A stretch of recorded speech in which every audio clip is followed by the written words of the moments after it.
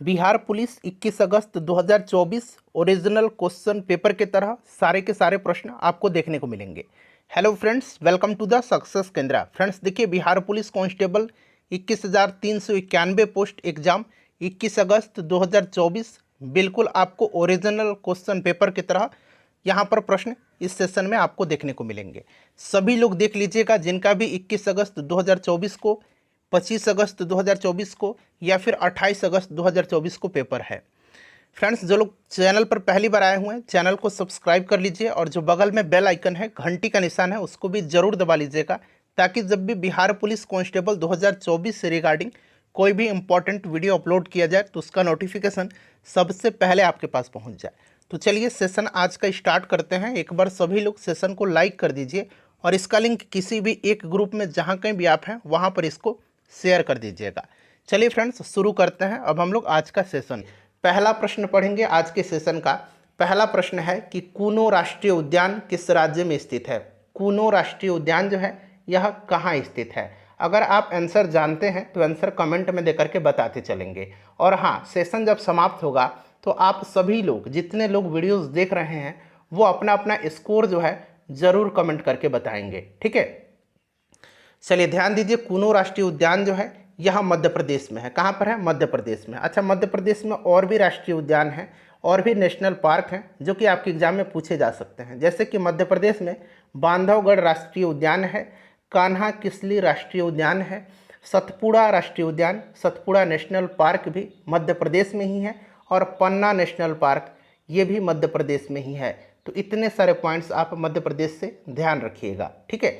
चलिए अगला प्रश्न हमारा कि यदि एक वृत्त का परिमाप और क्षेत्रफल संख्यात्मक रूप से बराबर है तो वृत्त की त्रिज्या है। अब देखिए, वृत्त का परिमाप आपको पता है 2πr इसका फॉर्मूला होता है और क्षेत्रफल का πr² होता है। क्लियर। अब कह रहे हैं कि परिमाप और क्षेत्रफल जो है ये संख्यात्मक रूप से बराबर हैं। मैंने यहाँ पर इनको बराबर कर दिया। अब यहाँ से देखिएगा, पाई से पाई कैंसिल हो जाएगा और यहाँ पर 1r है और यहाँ पर 2r है, तो यहाँ पर बचेगा 1r। तो बच गया कितना? 2 इक्वल टू, इधर 2 बचा और इधर कितना बच गया? r बच गया, यानी कि त्रिज्या कितना आ गया? 2 आ गया। तो देखिए ऑप्शन में 2 इकाई दिया गया है। आई होप कि आपको अच्छे तरीके से समझ में आ गया है। चलिए तीसरा प्रश्न है कि दो पिंडों के बीच गुरुत्वाकर्षण बल r के निम्न रूप में परिवर्तित होता है, जहां r जो है दोनों पिंडों के बीच की दूरी है। अब आपने जो गुरुत्वाकर्षण का नियम पढ़ा है आपको याद होगा कि ब्रह्मांड में किन्हीं दो पिंडों के मध्य कार्य करने वाला आकर्षण बल उनके द्रव्यमानों के गुणनफल के समानुपाती, यानी कि डायरेक्टली प्रोपोर्शनल, उनके द्रव्यमानों के गुणनफल के समानुपाती तथा उनके मध्य की दूरी के वर्ग के व्युत्क्रमानुपाती होता है। क्लियर। तो ये कितना होता है? F इक्वल टू कितना होता है? F इक्वल टू होता है G। अब G क्या है? यहाँ पर देखिए G है ग्रेविटेशनल कांस्टेंट, ठीक है, यूनिवर्सल ग्रेविटेशनल कांस्टेंट। इसको हिंदी में सार्वत्रिक गुरुत्वाकर्षण नियतांक कहा जाता है। F equal to G। और अभी मैंने आपको बताया भी है कि दो वस्तुओं के बीच जब आकर्षण बल लगता है तो उनके द्रव्यमानों के गुणनफल का समानुपाती होता है, यानी कि ये पहला पिंड का द्रव्यमान m1 और ये दूसरा पिंड का द्रव्यमान m2, इनके गुणनफल के समानुपाती और उनके बीच की दूरी के वर्ग के व्युत्क्रमानुपाती होता है। तो यहाँ r देखिए दोनों पिंडों के बीच की दूरी है, तो ये r² हो गया, ठीक है। तो यही कह रहा है कि क्या होगा? इनवर्सली प्रोपोर्शनल होता है, तो 1/r² इसका राइट आंसर हो जाएगा, ऑप्शन नंबर डी। क्लियर है। अच्छा, अब यहाँ से ये जो जी है इसका वैल्यू पूछा जाता है कि सार्वत्रिक गुरुत्वाकर्षण नियतांक का मान कितना होता है, यूनिवर्सल ग्रेविटेशनल कांस्टेंट का मान कितना होता है। तो याद रखेंगे 6.67 इंटू 10⁻, ध्यान रखेंगे -11, और यूनिट ज़्यादा ध्यान रखना है, यूनिट बदल दिया जाता है। ये मान आपको मिल भी जाएगा तो यूनिट चेंज कर दिया जाता है। यूनिट होता है इसका न्यूटन मीटर स्क्वायर पर kg² होता है। क्लियर। चलिए आगे बढ़ेंगे, अगला प्रश्न कर लेंगे कि भारत का सबसे लंबा बांध कौन सा है।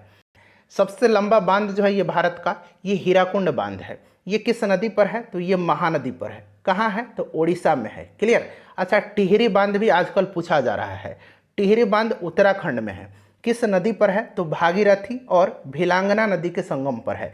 भागीरथी आप पहले से जानते हैं, इसमें ऐड कर लीजिए भिलांगना। भागीरथी और भिलांगना नदी के संगम पर है टिहरी बांध। अच्छा, खड़गवासला बांध कहाँ पर है? तो खड़गवासला बांध महाराष्ट्र में है और ये मूठा रिवर पर है। मूठा रिवर पर है, मूठा नदी पर है। क्लियर, मूठा नदी, मैं हिंदी में भी लिख देता हूँ, मूठा नदी पर है। अच्छा, धौली गंगा, धौली गंगा, धौली गंगा नदी पर ही है, उत्तराखंड में है। क्लियर, तो राइट आंसर इसका ऑप्शन नंबर ए हो जाएगा। जितने भी पॉइंट्स मैं बता रहा हूँ ध्यान दीजिएगा आप सभी पर।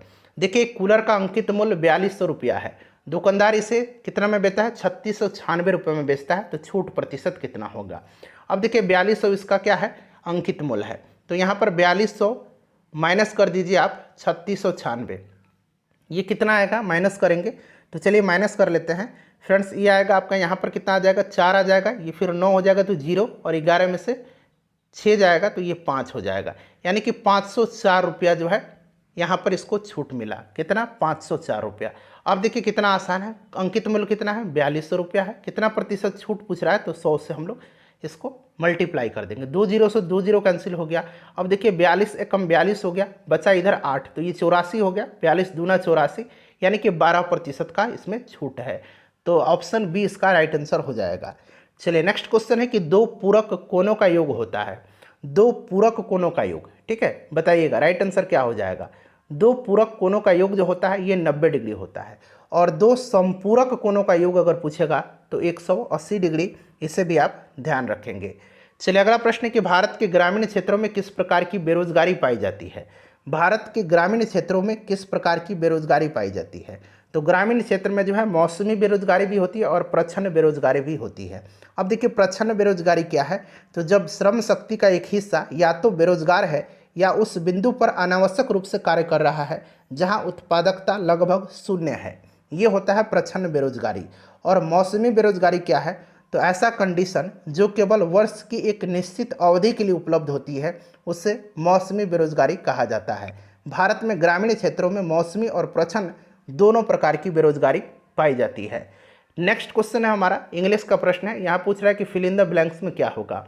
He saw that the clock, खाली स्थान है, स्टॉप्ड, ठीक है, he saw that the clock had stopped होगा, हैड का इस्तेमाल होगा, ठीक है, हैड का इस्तेमाल होगा, उसने देखा कि घड़ी बंद हो गई थी, ठीक है। चलिए भारत की लोकसभा की प्रथम महिला अध्यक्ष कौन है। लोकसभा की पहली महिला अध्यक्ष मीरा कुमार हैं, ठीक है, लोकसभा के पहली महिला अध्यक्ष मीरा कुमार हैं। अच्छा, अगर आपसे पूछा जाए कि भारत में पहली महिला मुख्य निर्वाचन आयुक्त कौन है, पहली महिला मुख्य निर्वाचन आयुक्त कौन है, तो वीएस रामा देवी हैं, वीएस रामा देवी हैं, इनका नाम आप ध्यान रखिएगा, ये भारत की पहली महिला मुख्य निर्वाचन आयुक्त हैं। अच्छा, विजया लक्ष्मी पंडित, इनके बारे में भी जान लीजिए, संयुक्त राष्ट्र महासभा की पहली महिला अध्यक्ष हैं। सुचेता कृपलानी, यह भारत की पहली महिला मुख्यमंत्री हैं, ठीक है। चलिए सारे पॉइंट्स को ध्यान रखिएगा। देखिए खाली स्थान है, जैसे जैसे जैसे सरल जीवों को यदि आप टुकड़ों में काट दिया जाए तो प्रत्येक टुकड़ा विकसित होकर के पूर्ण जीव का निर्माण कर लेता है। तो ये कौन सा है, तो फ्रेंड्स यह जो है यह क्या है, तो ये प्लेनेरिया है। प्लेनेरिया जो है ऐसा जीव है जिसको हम अगर टुकड़ों में काट दें तो प्रत्येक टुकड़ा विकसित होकर फिर उसी तरह का बन जाएगा, तो ऑप्शन बी इसका राइट आंसर हो जाएगा। साम्यवादी घोषणा पत्र के लेखक कौन है। अब यहाँ पर देखिएगा कम्युनिस्ट मैनिफेस्टो, मैंने आपको बताया है ना, हिंदी में दिया गया है साम्यवाद घोषणा पत्र। कम्युनिस्ट मैनिफेस्टो के लेखक जो हैं ये कार्ल मार्क्स हैं। दास कैपिटल भी कार्ल मार्क्स की रचना है, दास कैपिटल, इससे भी आप याद रखेंगे, दास कैपिटल और कम्युनिस्ट मैनिफेस्टो ये कार्ल मार्क्स की रचना है। और कार्ल मार्क्स जो थे ये वैज्ञानिक समाजवाद के संस्थापक थे। अगर पूछा जाए कि वैज्ञानिक समाजवाद के संस्थापक कौन थे, तो कार्ल मार्क्स थे। उसके बाद 12 नंबर प्रश्न है कि यहाँ पर देखिए वेब दिया गया है, पूछ रहा है कि इसका चूज द क्लोजेस्ट मीनिंग, यानी कि इसका मिलता जुलता शब्द, यानी कि आप सिनोनिम्स इसको कह सकते हैं। वेब का सिनोनिम्स होता है सरेंडर करना, ठीक है, सरेंडर करना यानी गिव अप करना, क्लियर। चलिए भारत में उष्णकटिबंधीय सदाबहार वन पाए जाते हैं। अब यहाँ पर ध्यान दीजिएगा, भारत में अगर पूछेगा कि अधिकतर किस प्रकार के वन पाए जाते हैं, तो भारत में अधिकतर उष्णकटिबंधीय पर्णपाती वन पाए जाते हैं। भारत में अधिकतर उष्णकटिबंधीय पर्णपाती वन पाए जाते हैं। ये प्रश्न निश्चित रूप से आपको ध्यान रखना है, ठीक है। अधिकतर किस प्रकार के वन पाए जाते हैं, तो उष्णकटिबंधीय पर्णपाती वन पाए जाते हैं। और भारत में उष्णकटिबंधीय सदाबहार वन जो है ये पाए जाते हैं, ये आपसे पूछा जा रहा है। बताइए इसका करेक्ट आंसर क्या हो जाएगा। अब यहाँ पर फ्रेंड्स आप ध्यान देंगे, पूछा जा रहा है कि भारत में उष्णकटिबंधीय सदाबहार वन पाए जाते हैं, तो उष्णकटिबंधीय सदाबहार वन अंडमान और निकोबार द्वीप समूह पश्चिमी घाट में पाए जाते हैं, जो अरब सागर, भारत के समुद्र जो प्रायद्वीपीय तट है और उत्तर पूर्व में असम के क्षेत्र में भी पाया जाता है। और सदाबहार वन का छोटा सा अवशेष के रूप में उड़ीसा में भी पाया जाता है। तो यहाँ पर आप देखेंगे असम दिया गया है, ठीक है। असम में और अंडमान निकोबार में पश्चिमी तट पर पाया जाता है, इसे भी आप ध्यान रखेंगे, ठीक है। चलिए, असम इसका राइट आंसर हो जाएगा। निम्न में से कौन से राष्ट्रपति सबसे कम समय के लिए पद पर रहे थे? सबसे कम समय के लिए राष्ट्रपति के पद पर रहने वाले व्यक्ति जो हैं ये कौन हैं? तो फ्रेंड्स, ये डॉक्टर जाकिर हुसैन साहब हैं। जाकिर हुसैन जो थे ये बिहार के राज्यपाल भी रह चुके हैं। तो प्रश्न पूछा भी जाता है कि बिहार के कौन से राज्यपाल जो राष्ट्रपति बने। तो आजकल रामनाथ कोविंद जी का नाम ज़्यादातर ऑप्शन में दिखता है, लेकिन जाकिर हुसैन भी थे, तो इनका भी नाम आप जरूर याद रखिएगा, ठीक है। अंबेडकर जयंती मनाई जाती है, अंबेडकर जयंती मनाई जाती है। देखिए, बाबा साहब अंबेडकर जी का जन्म जो है यह 14 अप्रैल 1891 को 14 अप्रैल 1891 को हुआ था मध्य प्रदेश के मऊ में, ठीक है। इसीलिए 14 अप्रैल के दिन अंबेडकर जयंती मनाई जाती है। अगला प्रश्न है, और ये भारत के पहले कौन थे? विधि मंत्री थे, क्लियर, स्वतंत्र भारत के। उसके बाद देखिएगा कि fill in the blanks with the correct option. They taught him, खाली स्थान है, to behave properly. They taught him how to behave properly, how to behave properly, ठीक है। चलिए, उसके बाद देखिएगा कि आविनियो कहाँ का प्रमुख कला केंद्र रहा है? आविनियो है फ्रांस का। कहाँ का है? फ्रांस का है, क्लियर, ध्यान रखिएगा, ये फ्रांस का आविनियो प्रमुख कला केंद्र है। चलिए, एक समानांतर चतुर्भुज की दो सन्निकट भुजाएं और विकर्ण बराबर है, वह क्या है? कह रहे कि समानांतर चतुर्भुज की दो सन्निकट भुजाएं और विकर्ण बराबर है, तो वह क्या है? वर्ग है, समलंब है, पतंग है या डार्ट है? तो निश्चित रूप से यह एक वर्ग होगा, ठीक है, वर्ग होगा इसका राइट आंसर। चलो, उसके बाद देखिएगा कि द रूल इज एप्लीकेबल, खाली स्थान, all of us. The rule is applicable to all of us, ठीक है, सभी के लिए जो रूल है वो सभी के लिए एप्लीकेबल है, तो टू का इस्तेमाल होगा। दिस रूल इज, यह रूल जो है यह सभी के लिए एप्लीकेबल है। चलिए, अगला प्रश्न है कि विश्व स्वास्थ्य दिवस कब मनाया जाता है? विश्व स्वास्थ्य दिवस कब मनाया जाता है? तो प्रत्येक वर्ष यह 7 अप्रैल के दिन मनाया जाता है, ठीक है। 11 जुलाई के दिन विश्व जनसंख्या दिवस मनाया जाता है। 11 जुलाई को विश्व जनसंख्या दिवस मनाया जाता है। 17 मई को क्या मनाया जाता है? तो ये भी ध्यान रखिएगा, 17 मई को विश्व दूर संचार दिवस मनाया जाता है। विश्व दूर संचार दिवस मनाया जाता है 17 मई के दिन।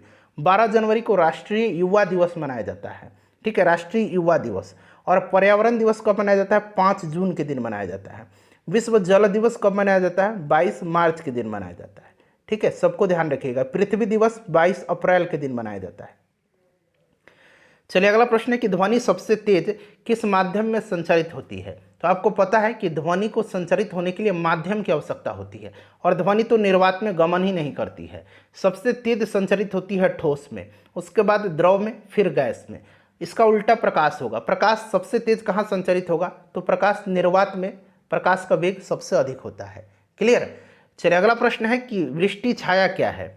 वृष्टि छाया क्या है? तो वृष्टि छाया एक ऐसा क्षेत्र है, ध्यान देंगे, वृष्टि छाया क्या है?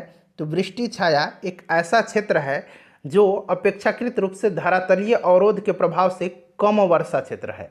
वृष्टि छाया कम वर्षा क्षेत्र है, ठीक है, ऐसा नहीं आप अधिक वर्षा पर मत लगा दीजिएगा, कम वर्षा क्षेत्र है यह। उसके बाद देखिए, आपातकाल के दौरान मूल अधिकारों के परिवर्तन को निलंबित किया जा सकता है। अच्छा, कौन से मूल अधिकार हैं जिनको निलंबित नहीं किया जा सकता है? तो फ्रेंड्स, यह आर्टिकल 20 और आर्टिकल 21 के जो है उनको निलंबित नहीं किया जा सकता है, ठीक है। चलिए, अब थोड़ा सा यहाँ पर आप ध्यान दे देंगे, जो मैं बता रहा हूँ ध्यान से एक बार सुन लीजिएगा। भारतीय संविधान के अनुच्छेद 352 में, अनुच्छेद 352 में क्या है? राष्ट्रीय आपातकाल है। अनुच्छेद 352 में यह उल्लेखित किया गया है कि बाह्य आक्रमण या सशस्त्र विद्रोह के कारण संपूर्ण भारत या भारत के किसी भी क्षेत्र में सुरक्षा के खतरे हो तो राष्ट्रपति राष्ट्रीय आपात की घोषणा कर सकता है। 352 में है, ठीक है। 356 में क्या है? तो राज्यों में राष्ट्रपति शासन है, और 360 में वित्तीय आपातकाल है। इतना आपको याद रखना है, ठीक है। और इसके दौरान जो है, राष्ट्रीय आपातकाल के दौरान मूल अधिकारों के परिवर्तन को निलंबित किया जा सकता है। किसके द्वारा? तो ये भी आप ध्यान रखेंगे, राष्ट्रपति के द्वारा। किसके द्वारा? तो राष्ट्रपति के द्वारा। चलिए अगला प्रश्न है कि संस्कृति शब्द का विशेषण क्या होगा। संस्कृति शब्द का विशेषण जो होगा फ्रेंड्स ये सांस्कृतिक होगा, सांस्कृतिक होगा, ठीक है। चलिए अगला प्रश्न है कि choose the correct passive voice of the following sentence. The policeman catches thieves.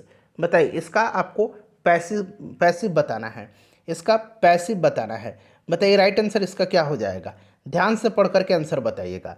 देखिए thieves are caught by the policeman, यानी कि ऑप्शन नंबर इसका डी करेक्ट आंसर हो जाएगा, ठीक है।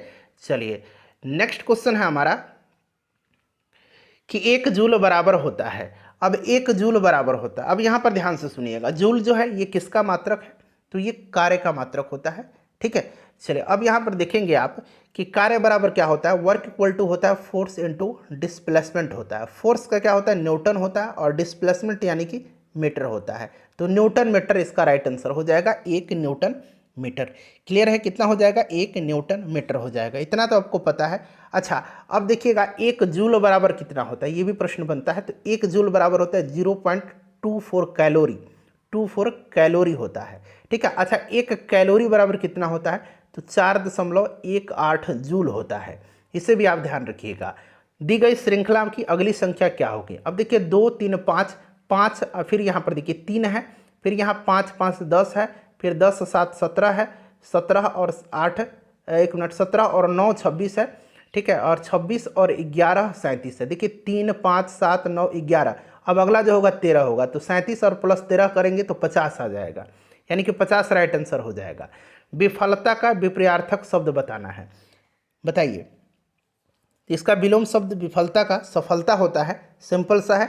अम्लीय वर्षा निम्न ऑक्साइडों के कारण होता है। अम्लीय वर्षा जो होता है ये सल्फर और नाइट्रोजन के ऑक्साइड के कारण होता है।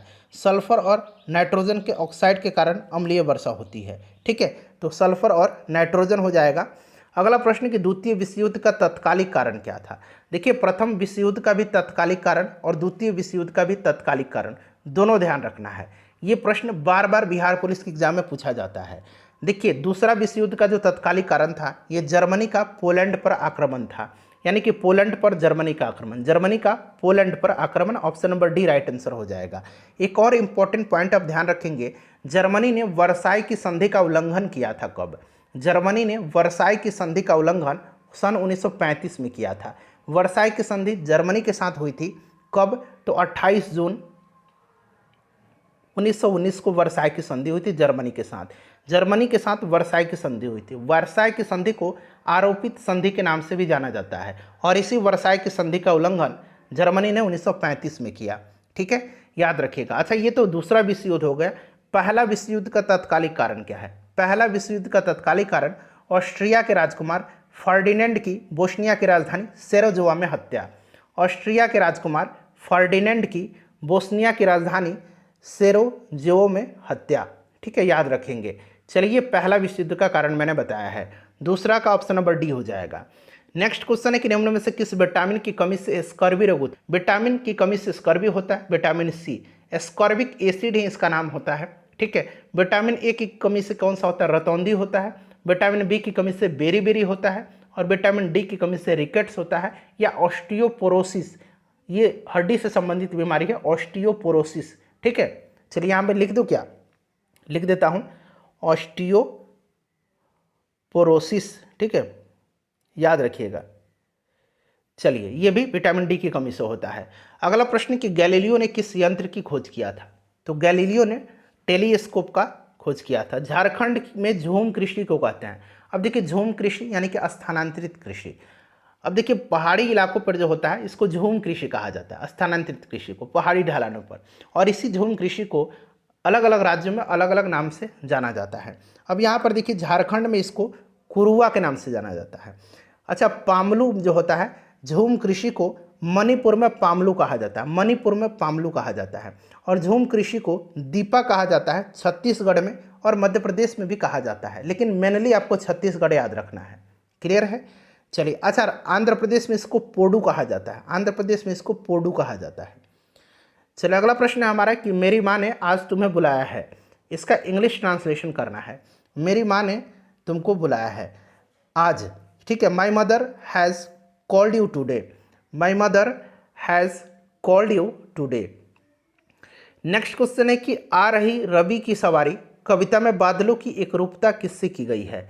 आ रही कवि की सवारी में बादलों की एकरूपता किससे की गई है। तो देखिए यह कविता जो है यह हरिवंश राय बच्चन जी के द्वारा रचित है।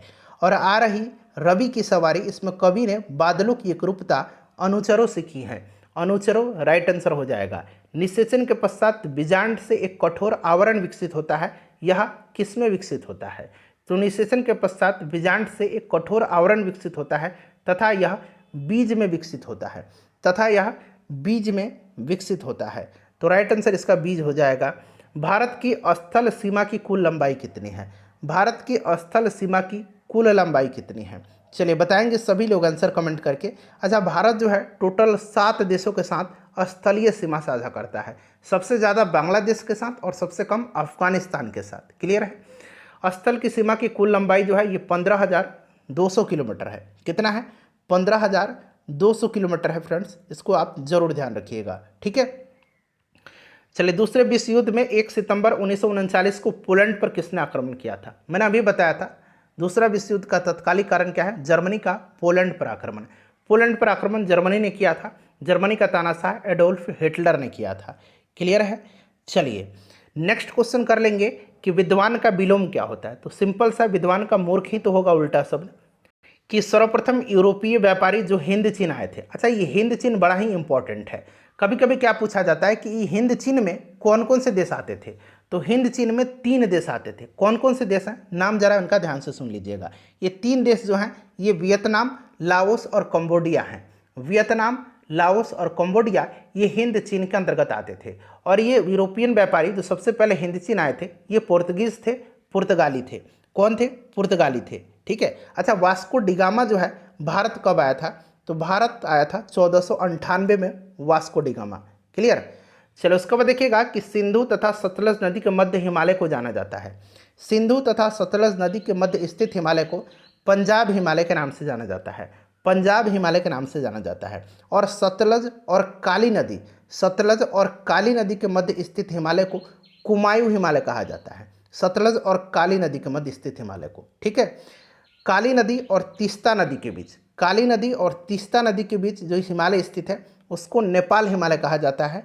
और ध्यान दीजिएगा, तीस्ता नदी और दिहांग नदी के मध्य जो स्थित हिमालय है उसको असम हिमालय कहा जाता है।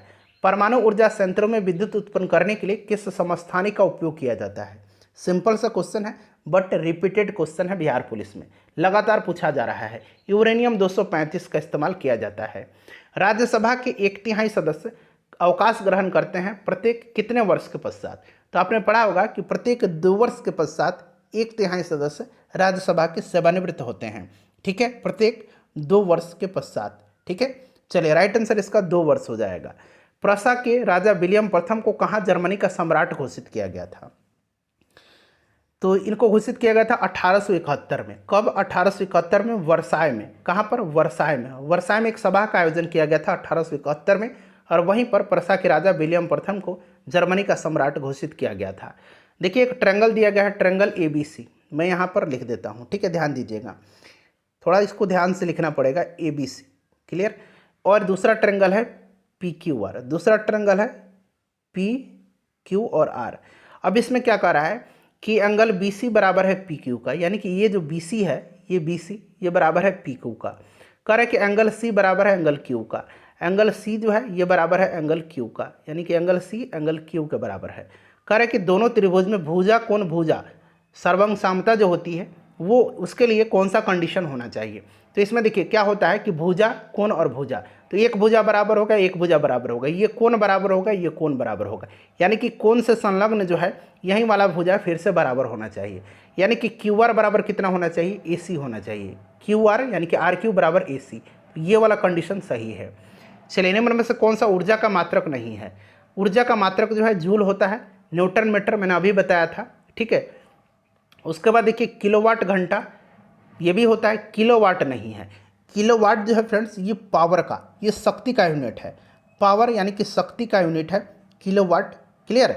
चलिए नेक्स्ट क्वेश्चन है कि संपत्ति का अधिकार अब एक किस प्रकार का अधिकार है। तो पहले ये मौलिक अधिकार था, लेकिन फ्रेंड्स इसको जो है 44वां संविधान संशोधन 1978 के द्वारा जो है इसको मौलिक अधिकार से हटा करके इसको कानूनी अधिकार, विधिक अधिकार या कानूनी अधिकार की सूची में रख दिया गया था।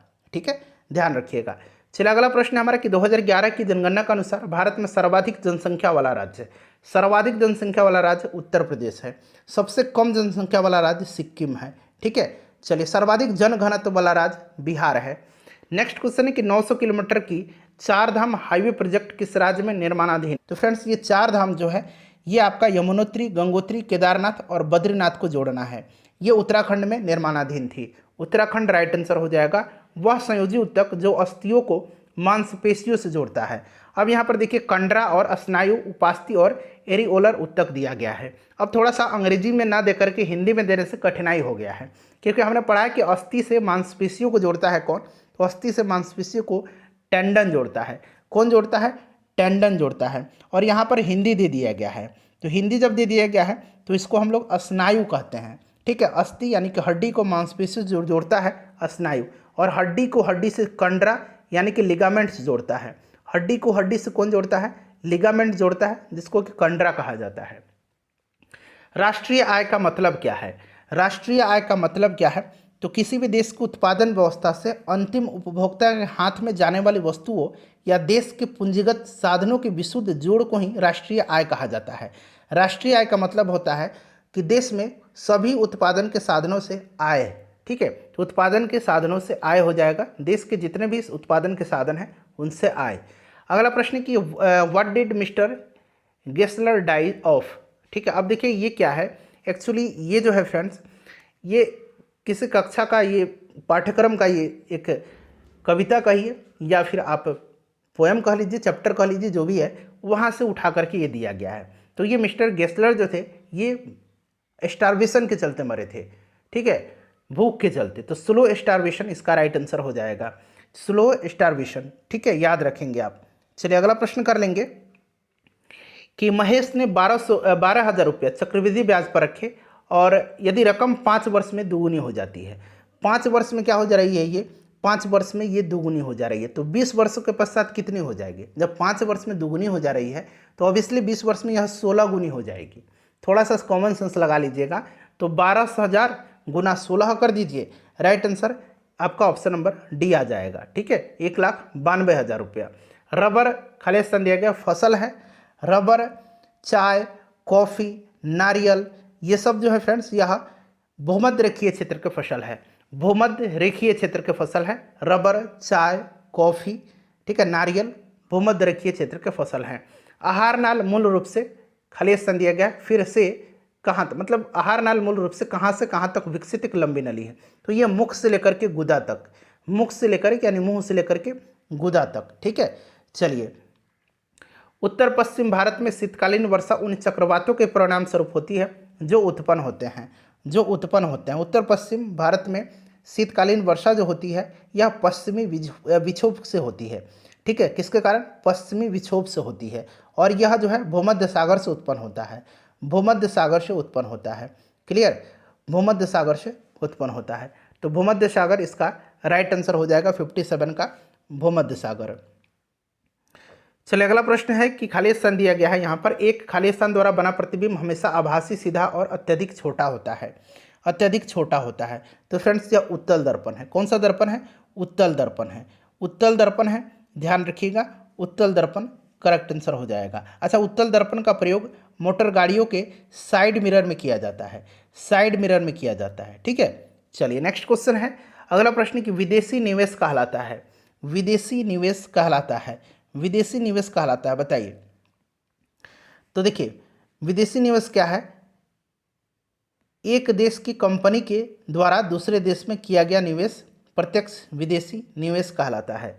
ठीक है, तो राइट आंसर इसका क्या हो जाएगा बताइए? करेक्ट आंसर इसका क्या हो जाएगा?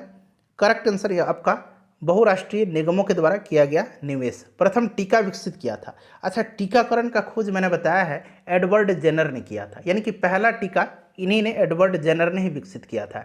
एडवर्ड जेनर को प्रतिरक्षा प्रणाली का जनक कहा जाता है। ठीक है, चलिए नेक्स्ट क्वेश्चन है हमारा, और चेचक की टीके की खोज एडवर्ड जेनर ने ही किया था। लोकसभा अध्यक्ष अपना त्यागपत्र किसे प्रस्तुत करता है?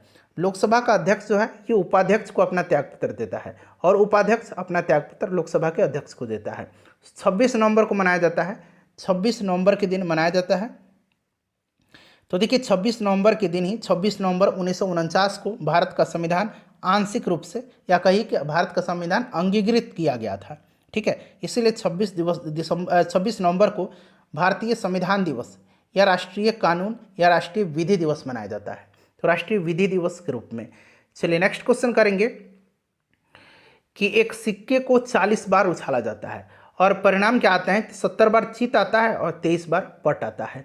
तो सिक्के की एक उछाल में चित आने की संभावना, चित कितना है? 70 बार, और इसकी संभावना उछाला कितना गया है? तो 40 बार, तो 70/40 इसका आंसर हो जाएगा। ठीक है, वहीं अगर पूछता पट आने की संभावना तो 23/40 होता।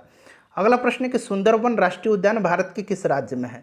सुंदरबन जो है ये पश्चिम बंगाल में है, सुंदरबन पश्चिम बंगाल में है। अच्छा, एक बक्सा टाइगर रिजर्व भी है, बक्सा टाइगर रिजर्व, ये भी पश्चिम बंगाल में ही है। ठीक है, याद रखेंगे, बक्सा या बुक्सा ये पश्चिम बंगाल में है। उपराष्ट्रपति का कार्यकाल तो ये 5 वर्ष का होता है। ठीक है, चलिए वायुमंडल में स्थित ओजोन सूर्य से आने वाली किस प्रकार की विकिरण से पृथ्वी की रक्षा करता है? सुरक्षा करती है। तो आपको पता है कि ये परावैंगनिक किरण है। मनरेगा के अंतर्गत देश के ग्रामीण क्षेत्रों में कितने दिन काम दिया जाता है? अच्छा, मनरेगा, मनरेगा यहाँ मैं लिख देता हूँ। ठीक है, इसका फुल फॉर्म क्या होता है? फुल फॉर्म भी जानना चाहिए आपको। Mahatma Gandhi National Rural Employment Guarantee Act, Mahatma Gandhi National Rural Employment Guarantee Act, इसे लॉन्च किया गया था सन 2006 में। ठीक है, याद रखेंगे, इसे भी लॉन्च 2006 में किया गया था। और इसके अंतर्गत जो है कितने दिनों का जो है ग्रामीण क्षेत्रों में काम दिया जाता है? तो राइट आंसर बताएंगे इसका क्या होगा? 100 दिन का काम दिया जाता है। ठीक है, चलिए अगला प्रश्न है हमारा कि who was blind in story, story है द आईज आर नॉट। ठीक है, who was blind in the story the eyes are not here, the eyes are not here, यह जो स्टोरी है यह रस्किन बॉन्ड की है। और इसमें पूछा गया who was blind in the story, तो इसमें द नरेटर राइट आंसर हो जाएगा। ठीक है, narrator blind in the story. Next question है कि किस समूह में बादल के पर्याय हैं? बादल के पर्याय पूछा गया है। तो बादल के पर्याय जो है ये क्या होते हैं? बादल के पर्याय जो शब्द नीरद, पयोद, मेघ, घन, वारिद ये सब होते हैं। ठीक है, तो वारिद, नीरद, पयोद दिया गया है। ऑप्शन नंबर बी हो जाएगा। विश्व में किस देश में सर्वप्रथम लिखित संविधान लागू हुआ था? सर्वप्रथम लिखित संविधान जो है यह अमेरिका का है। किसका है? विश्व में सबसे पहला लिखित संविधान अमेरिका का है। ठीक है, चलिए राइट आंसर इसका अमेरिका हो जाएगा। और लिखित संविधान ब्रिटेन का है। सबसे लंबा लिखित संविधान भारत का है। ठीक है, सबसे लंबा, लेकिन सबसे पहले पूछा गया है तो ये अमेरिका में लागू हुआ था। और सबसे लंबा लिखित संविधान भारत का है। संपीड़ित प्राकृतिक गैस कौन सी गैस होती है? संपीड़ित मैंने कल ही वाली वीडियो में बताया था, कंप्रेस्ड नेचुरल गैस। इसमें जो है कौन सी गैस मुख्य रूप से होती है? तो मीथेन होती है, CH4। इसको मार्स गैस भी कहा जाता है। अरुणाचल प्रदेश में ब्रह्मपुत्र किस नाम से जानी जाती है? अरुणाचल प्रदेश में ब्रह्मपुत्र को किस नाम से जाना जाता है? बताइए, करेक्ट आंसर क्या होगा इसका? तो ब्रह्मपुत्र जो है चीन में तिब्बत के पठार की मानसरोवर झील से निकलती है और इसको चीन में सांगपो के नाम से जाना जाता है। चीन में इसको सांगपो के नाम से जाना जाता है। ठीक है, सांगपो के नाम से चीन में इसको जाना जाता है।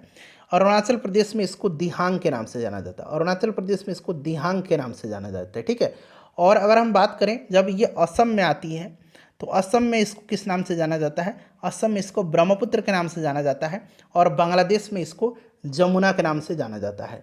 नेक्स्ट क्वेश्चन है 2011 की जनगणना के आधार पर भारत का सर्वाधिक जनसंख्या वाला दूसरा शहर कौन सा है?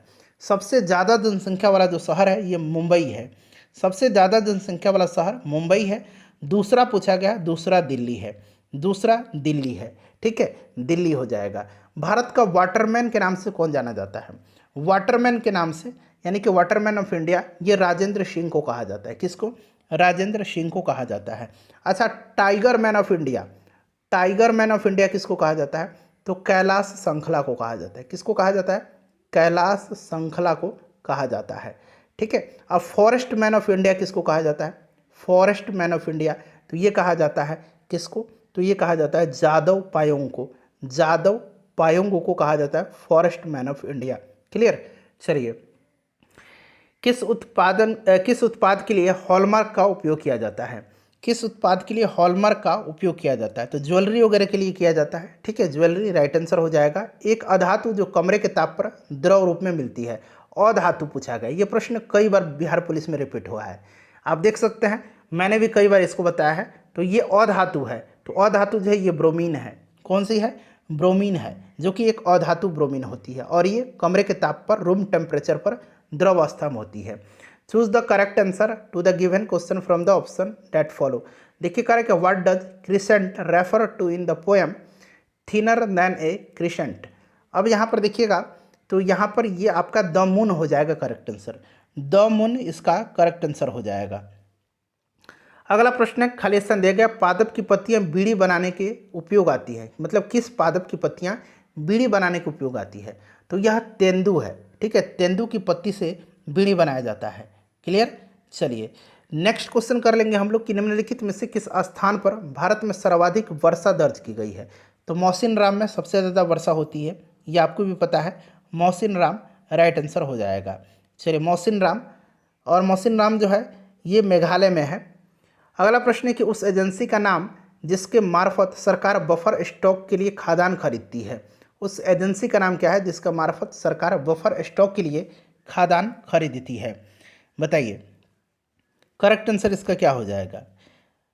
तो ये FCI है, भारतीय खाद्य निगम। ठीक है, फूड कॉरपोरेशन ऑफ इंडिया है, भारतीय खाद्य निगम इसका राइट आंसर हो जाएगा। चलिए अगला प्रश्न कर लेंगे कि मेरुरज्जु को सुरक्षा प्रदान की जाती है। मेरुरज्जु को सुरक्षा प्रदान जो है ये किसके द्वारा की जाती है?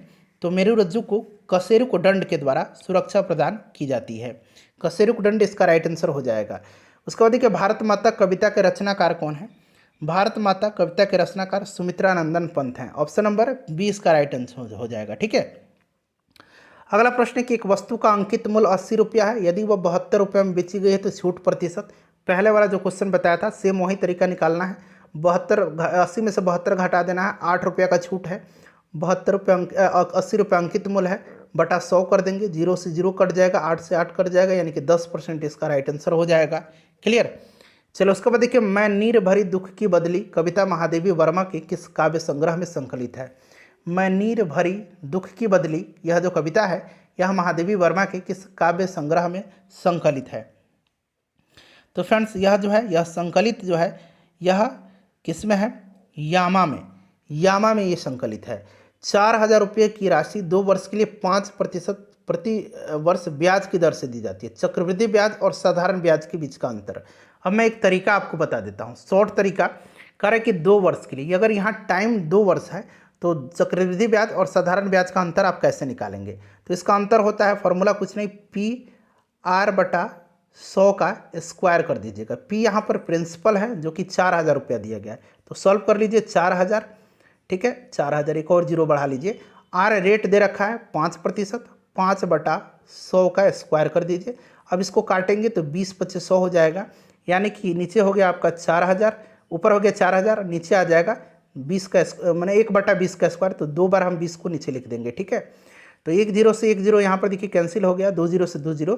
क्लियर, 2 दूना 4, यानी कि ये 4 भी कैंसिल हो गया, बच गया ऊपर कितना, 1 0 बच गया, 10 बच गया, तो 10 इसका राइट आंसर हो जाएगा। क्लियर। चलिए, खरीफ की कौन सी फसल पशुओं के चारे के रूप में उपयोग में ली जाती है? चारे के रूप में खरीफ की फसल जो है ये कौन सी ली जाती है इसमें से? बताइए राइट आंसर क्या हो जाएगा? तो खरीफ की फसल ज्वार और बाजरा पशुओं के चारे में उपयोग ली जाती है, ज्वार और बाजरा का। ठीक है, चलिए, माली मालिन में कौन सा समास है? माली मालिन में समास कौन सा है? तो इसमें जो है द्वंद्व समास है, क्योंकि दोनों पद इसका प्रधान है, मालिन और मालिन दोनों द्वंद्व समास है। निम्नलिखित में से कौन सा रासायनिक परिवर्तन नहीं है? देखिए नहीं पूछ लिया गया है रासायनिक परिवर्तन, बताएंगे इसमें से रासायनिक परिवर्तन कौन है? उबलता हुआ पानी रासायनिक परिवर्तन नहीं है। ठीक है, भारत सरकार की प्रथम लीगल ऑफिसर कौन है? तो लीगल ऑफिसर जो होता है ये महान्यायवादी होता है, यानी कि attorney general of India R Venkataramani वर्तमान में महान्यायवादी हैं भारत के, R वेंकट रमनी। भारत में प्रथम रेलगाड़ी मुंबई से किसके मध्य चलाई गई थी? तो 1853 में चलाई गई थी, लॉर्ड डलहौजी के समय, मुंबई से ठाणे के बीच। ठीक है, पद्म श्री रामचंद्र मान ये लौंडा नाच के प्रसिद्ध कलाकार थे, तो लोक नृत्य इसका राइट आंसर हो जाएगा। ठीक है, चलिए बिहार के हैं, ध्यान रखेंगे। नेक्स्ट क्वेश्चन हमारा कि जलालगढ़ किला बिहार की किस जिले में स्थित है। जलालगढ़ किला जो है यह बिहार की किस जिले में है। जलालगढ़ किला दरअसल मुगल काल के दौरान एक सैनिक छावनी हुआ करता था और यह बिहार के पूर्णिया में है जलालगढ़। भारत सरकार की तरफ से करेंसी नोट कौन सी एजेंसी जारी करती है। करेंसी नोट जो है यह आरबीआई जारी करती है। कौन? RBI, reserve bank of India. इसकी स्थापना 1 अप्रैल 1935 को हुई थी। ध्यान रखेंगे आरबीआई। शक्तिकांत दास आरबीआई के अभी गवर्नर हैं, शक्तिकांत दास। ठीक है, शक्तिकांत दास। बहुत लोग शशिकांत पढ़ते हैं, शशिकांत भी ऑप्शन में रहेगा भाई, ये गलत हो जाएगा। शक्तिकांत दास। चलिए सामाजिक न्याय क्या दर्शाता है। सामाजिक न्याय क्या दर्शाता है। सामाजिक न्याय क्या दर्शाता है बताइए। सामाजिक न्याय से मतलब क्या है कि एक ऐसे न्यायपूर्ण समाज की स्थापना जिसमें सामाजिक आर्थिक विषमता सबसे कम हो, बिना किसी सामाजिक भेदभाव के सभी नागरिक एक साथ समान व्यवहार से रहते हों। ठीक है, यही तो है इसका मतलब।